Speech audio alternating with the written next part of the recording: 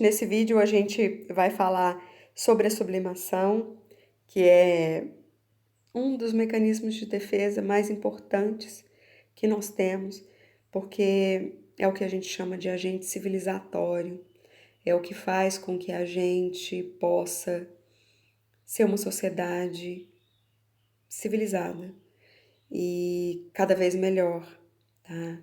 E cada vez mais civilizada, cada vez mais respeitando as necessidades da comunidade, do coletivo, dos outros de uma forma geral, né?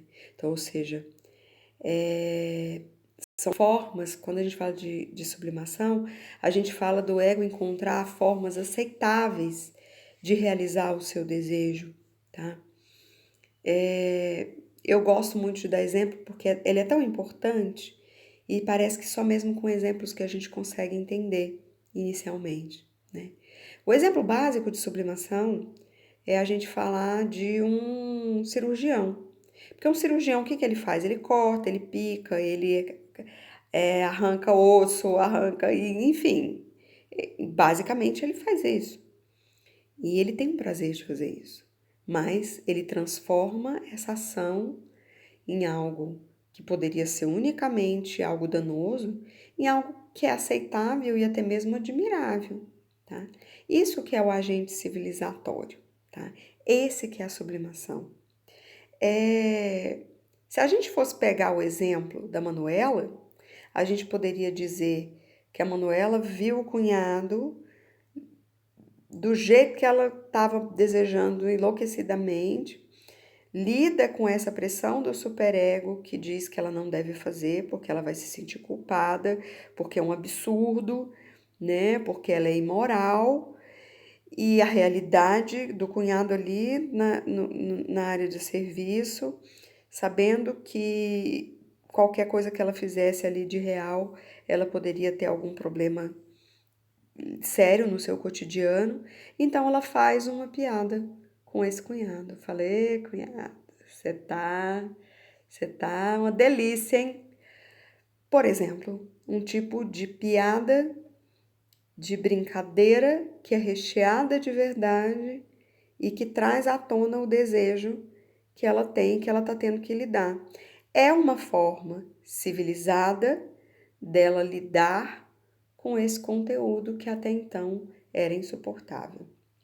Uma outra forma da gente falar também, de um outro exemplo desse agente civilizatório, da sublimação, é a gente dizer, por exemplo, alguém que gosta muito de MMA ou de filmes de violência, né, filmes violentos, e que na verdade ela está substituindo um impulso que é de agressivo, de violência, de agressão mesmo, por uma outra questão, por assistir filmes, ter prazer vendo essas coisas, tá?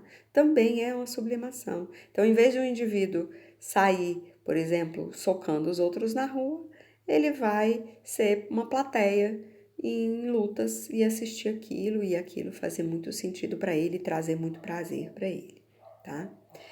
Um outro mecanismo de defesa que é muito importante a gente trazer aqui é a projeção, que é quando a gente pega conteúdos nossos e a gente projeta no outro. O maior exemplo que a gente tem disso é a paixão, é o estar apaixonado. Freud já dizia que todo apaixonado é pobre. Ele pega tudo que ele tem de melhor e joga para o outro.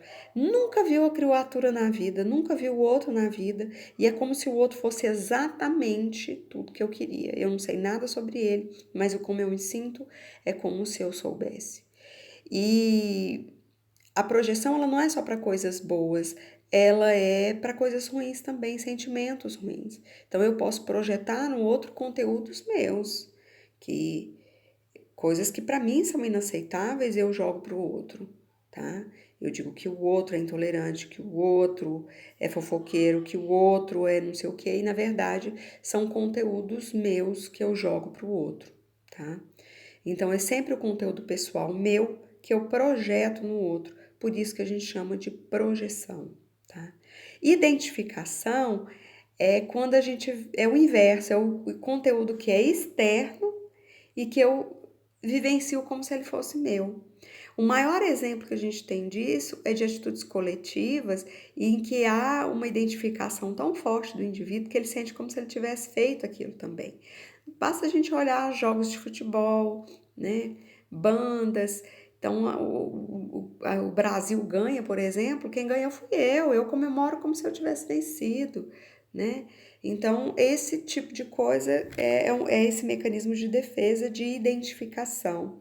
Nós temos a regressão, que também é muito claro, que é diante de muita frustração, quando a gente está com frustração, muita angústia, de passando por um momento em que o ego está ali esperneando para lidar com os impulsos do id e do superego, a gente realmente geralmente volta para níveis anteriores do desenvolvimento.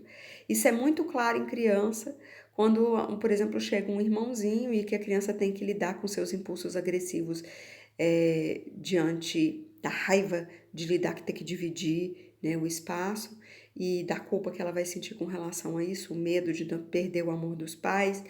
E então a criança volta, regride para estágios anteriores do desenvolvimento, que ela acaba voltando para a chupeta, ou voltando para a mamadeira, ou para a fralda, enfim. E também no adulto, quando, por exemplo, está passando por um momento de divórcio, de separação, que muitas vezes volta ao estágio anterior de adolescência e acaba desenvolvendo comportamentos que são característicos de um adolescente, tá? A gente tem também a negação, que é o mais primitivo e ineficaz dos mecanismos de defesa, que é só negar. Negar ou ocultar, e ele logo vai vir à tona de outra forma, e ele acaba adquirindo um outro mecanismo de defesa. Tá? A formação reativa é um mecanismo de defesa que eu tenho que trazer também para vocês, que é bem importante, que é quando a gente tem um desejo inconsciente que é recalcado, que ele é intenso e inaceitável, ele se manifesta no seu inverso. Então, a gente tem alguns exemplos clássicos, que é o caso da homofobia. A homofobia é uma formação reativa, né? Então, ou seja, há um desejo intenso e inaceitável que não necessariamente precisa ser um desejo da homossexualidade em si. Então, um homem, ele teve que lidar com um desejo, nem que se fosse por um momento, a respeito do mesmo sexo, né? Então, ou seja, de uma relação homossexual, e aí isso é tão insuportável que se transforma, se manifesta no seu inverso, se manifesta como um ódio, né? É um ódio irracional, é um ódio descontrolado, né? Do mesmo jeito que o desejo é incontrolável, o ódio é incontrolado, isso é a formação reativa, né? A gente tem também, se a gente usasse, por exemplo, a Manuela, o exemplo da Manuela, diante desse desejo relativo ao cunhado, ela transformaria no seu oposto, ou seja, uma aversão ao cunhado. Isso é formação reativa, tá? E o deslocamento é quando a gente transfere conteúdo de um objeto para outro, né? Então, eu fico muito tenso, por exemplo, diante da cobrança no meu ambiente de trabalho, e eu chego em casa e eu vou colocar isso, eu vou transferir esse objeto para a minha esposa, diante de se ela pede para mim qualquer coisa, por exemplo, e aí a esposa vai transferir esse esse conteúdo para outro objeto e por aí vai, a gente vai deslocando de um conteúdo, um sentimento de um conteúdo de um objeto para outro objeto. Então, isso tudo é importante também a gente saber, não só para a gente saber identificar todos esses mecanismos, mas para a gente entender como que o inconsciente funciona. O inconsciente é completamente simbólico e livre dos limites que o nosso universo racional tem. Tá? Então é possível se deslocar conteúdos que são de um objeto e ele passar de repente para outro objeto. Tá? É por isso que tantas mulheres buscam aspectos nos seus futuros namorados, ou seja, pretendentes, quem ela deseja, né? Casos, enfim, de características dos seus pais, e por isso que os homens buscam às vezes nas mulheres características das suas mães, né? Porque a gente faz o deslocamento, busca essas características, é capaz de tirar conteúdo de um objeto para outro, a gente faz isso inconscientemente. Então, para a gente encerrar, os mecanismos de defesa, eles são uma deformação da realidade para nos defender de perigos internos ou externos, reais ou imaginários.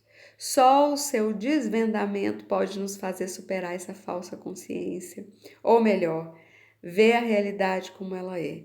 Então, ou seja, é só a gente desvendando esses nossos aspectos inconscientes que é possível a gente ver a realidade como ela é.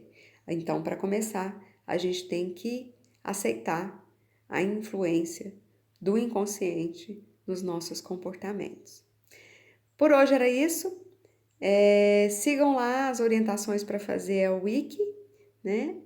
E a gente, na próxima semana, a gente tem uma avaliação que vai ser nos mesmos moldes da primeira VA. Fiquem tranquilos, não vai ser nenhum bicho de 7 cabeças. Vocês têm todo o conteúdo para conseguir fazer com tranquilidade, tá bom? Eu pretendo fazer um fórum também para a gente tirar algumas dúvidas, ok? Um grande beijo para vocês e até!